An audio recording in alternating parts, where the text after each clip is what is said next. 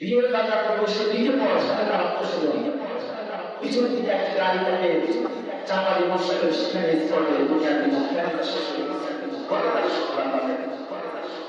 এই মৃত্যুগুলো আমাকে স্মরণ করে দেয় যে যায় তারা সাথে স্মরণ করে দিতে চায়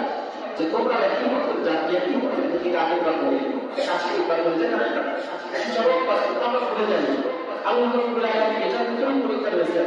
الذي خلق الموت والحياة ليبلوكم أيكم أحسن عملا মৃত্যুর একটা সৃষ্টি জীবন একটা সৃষ্টি তাই না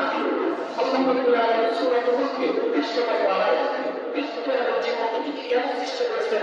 স্পষ্ট করে দিয়েছেন কেন তোমাদের জন্য মৃত্যু এবং জীবন কেন সৃষ্টি চমৎকারভাবে আল্লাহ বিষয়টি সংযোজন করেছেন আগে জীবন তারপরে মৃত্যু এটি হলো স্বাভাবিক পরিক্রমা এটি হচ্ছে ধারাবাহিকতা কিন্তু আল্লাহ রাব্বুল আলামিন